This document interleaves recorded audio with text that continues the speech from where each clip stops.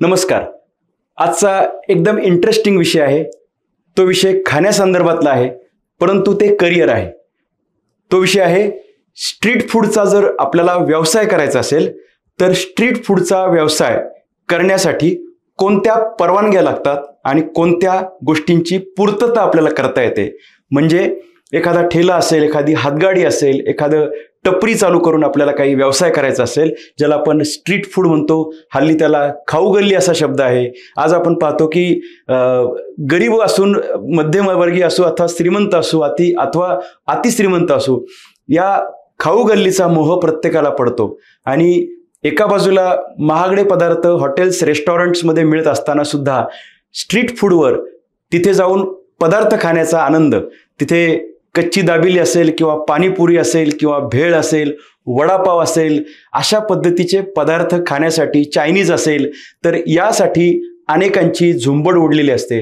Metro सिटीजमध्ये किंवा मोठ्या शहरांमध्ये, तालुक्याच्या प्लेसेसला सुद्धा स्ट्रीट फूडवरती व्यवसाय करणाऱ्यांचं करिअर हे जोमाने चाललेलं आहे असं आपल्या लक्षात येतं.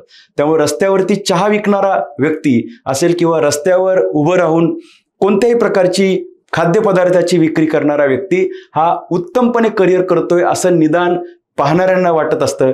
कायम तुंबा गर्दी असते आणि घ्या प्रॉडक्ट आणि द्या पैसे, किंवा आधी द्या पैसे आणि मग खा आता आमचा पदार्थ, अशा पद्धतीची व्यवस्था या ठिकाणी असते. अर्थातच ज्यांचं शिक्षण किंवा ज्यांची आवड किंवा ज्यांना उत्सुकता असेल की मला स्वतःचा स्ट्रीट फूडचा व्यवसाय करायचा आहे, तर त्यांच्या मनात निश्चितपणे 2-3 मुद्दे असतील.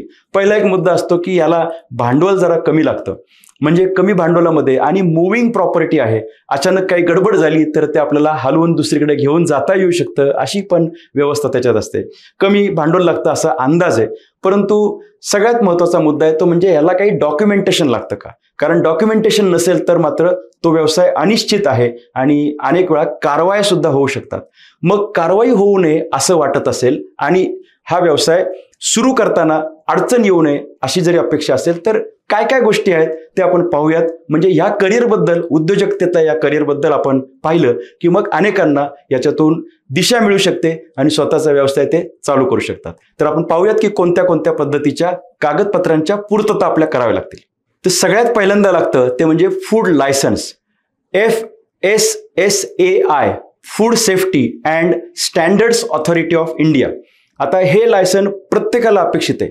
तुमची हातगाडी असो अथवा टपरी असू देत अथवा ठेला असू देत अथवा मुव्हेबल कोणती ट्रक असू देत, तुम्हाला या गोष्टीचं लायसन्स हे काढावं लागतं. आणि हे जर लायसन्स असेल तर मग ती सुरुवात झाली. आता हे लायसन मुळात FSSAIच्या वेबसाईटवरती उपलब्ध आहे.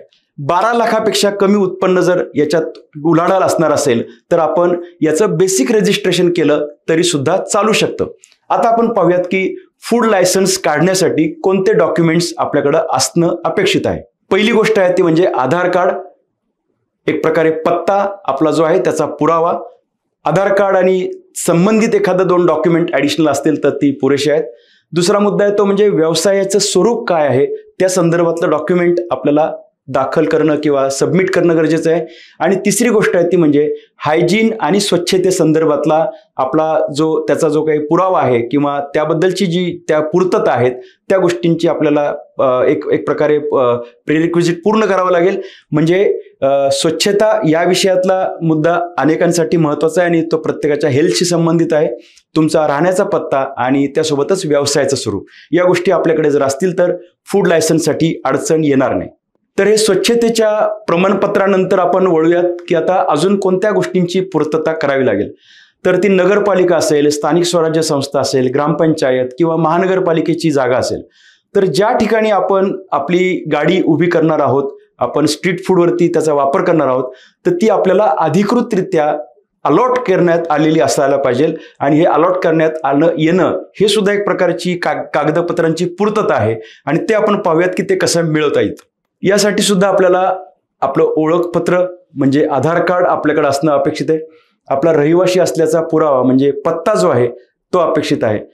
महानगरपालिकेमार्फत फेरीवाला परवाना जो असतो म्हणजे हॉकर्स लायसन्स जे असतं ते आपल्याकडे असलं पाहिजे. त्यासाठीचा व्हेंडर नंबर जो असेल तो देखील या ठिकाणी असणं अपेक्षित आहे. आता हे व्हेंडर ID म्हणजे ओळखपत्र जे आहे, फेरीवाला असण्याचं ओळखपत्र, हे आपल्यासोबत असेल आणि ॲडिशन टू दॅट की ज्या जागेवरती आपण तिथे आपली गाडी लावणार आहे त्या जागेचा म्हणजे लोकेशन मॅप तो आपल्याशी कनेक्ट कसा आहे त्या व्यवसायाशी, हे जर आपली पूर्तता जर झाली तर असं आपण म्हणू शकतो की महानगरपालिका किंवा नगरपालिका किंवा स्थानिक स्वराज्य संस्थेची आमच्या व्यवसायाला परवानगी आहे. यामध्ये विशेष गोष्ट म्हणजे स्मार्ट फेरीवाला रजिस्ट्रेशन हे आता उपलब्ध असतं आणि ते कुठलाही व्यक्ती ते स्मार्ट फेरीवाला रजिस्ट्रेशन करत असतो. मला असं वाटतं की इंटरनेटच्या माध्यमातून अशा पद्धतीची नोंदणी किंवा रजिस्ट्रेशन करण्यास हरकत नाही. कधी कधी लहान टपऱ्या किंवा छोटी दुकानं किंवा ज्याला शॉप ॲक्ट लायसन्स कंपल्सरी आहे ते रजिस्ट्रेशन, तर ते सुद्धा आपल्याकडे जर असेल तर तो परवाना आपल्या व्यवसायासाठी अधिक ताकद देणारा ठरतो. जर शॉप ॲक्ट लायसन त्या व्यवसायाला जर अपेक्षित असेल तर तेही काढणं हे अपेक्षित आहे आणि ते जर आपल्याकडे असेल तर मग काही अडचणी येणार नाहीत. आपल्याकडे जे कामगार काम करणार आहेत किंवा 1 किंवा 2 मंडळी असतील किंवा 4 असतील 6 असतील, तर यांचं जे कामाचे तास आहेत किंवा कामाच्या कंडिशन्स आहेत याबद्दल सुद्धा श्रम विभागातर्फे आपल्याला एक कागदपत्राची पूर्तता करता येऊ शकते, जेणेकरून बाल कामगार किंवा अन्य समस्या आपल्याला निर्माण होणार नाहीत आणि एक प्रकारे ऑथेंटिक पद्धतीने आपला कायदेशीर व्यवसाय हा चालू राहतो. जीएसटी नोंदणी गरजेची आहे का? तर 20 लाखांपेक्षा कमी उलाढाल जर असेल तर आपल्याला जीएसटीची गरज नाही. परंतु जर त्याच्याही पलीकडे आपला व्यवसाय असेल, जसं की एखाद्याचा फूड ट्रक असतो, तर त्यासाठी मात्र जर ती जी काही त्यावेळी सांगितलेली जी अट आहे उत्पन्नाची किंवा उलाढालीची, तर जर आपल्याला त्या ठिकाणी जीएसटीची अपेक्षित असेल तर जीएसटी नोंदणी हे सुद्धा करणं क्रमप्राप्त ठरू शकतं. त्याचबरोबर फायर सेफ्टी एनओसी हे सुद्धा अपेक्षित असतं. जेव्हा आपल्याकडे सिलेंडर असेल, काही गॅसची व्यवस्था असेल, त्या ठिकाणी ज्वलनशील पदार्थ असणार आहेत आणि जर व्यवसायाचं स्वरूप मोठं असेल तर आपल्याला फायर सेफ्टीचं एनओसी हे असणं अपेक्षित आहे. कधी कधी जेव्हा आपल्याकडे त्या पदार्थ तयार करताना धूर मोठ्या प्रमाणात येत असेल किंवा काही पोल्युटंट्स तयार होणाऱ्या काही गोष्टी आहेत अशी जर शक्यता असेल तर पोल्युशन कंट्रोल एनओसी हे सुद्धा डॉक्युमेंट आपल्याकडे असणं अपेक्षित आहे. म्हणजे आपण व्यवसाय करण्यासाठी बाकी काहीच अडचणी नाहीत आणि आपला व्यवसाय नेटाने करू शकतो, आपण निश्चिंतपणे करू शकतो. तर थोडक्यात पाहायचं झालं तर फूड सेफ्टी हा एक महत्त्वाचा विषय. त्यामुळे महानगरपालिका किंवा नगरपालिकेचे अधिकारी येऊन जेव्हा अन्नाचं परीक्षण करतात, तिथली स्वच्छता, हायजीन, पाणी कसं आहे, डिशेस धुतल्या जात आहेत का, पदार्थ कशा पद्धतीचे मिळतात हे तपासणी करून जात असतात. तर त्यांची एक ऑथॉरिटी आपल्याला किंवा त्यांची एक व्हिजिट ही होणं अपेक्षित असतं आणि त्याच्यातून आपला व्यवसाय हा अधिक अंडरलाईन होत असतो. तर ती जबाबदारी आपल्याकडे आहे. नंबर 2ची जबाबदारी म्हणजे कचरा व्यवस्थापन, वेस्ट मॅनेजमेंट आपण काय करतोय, ते अन्न अर्धवट डिशेस किंवा खरकट अन्न आपण फेकून देतोय का.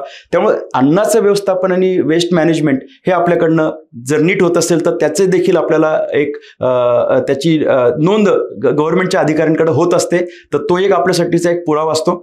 तिसरी गोष्ट म्हणजे फेरीवाल्यांचा सुद्धा एक सर्व्हे हा केला जात असतो काही कालावधीनंतर.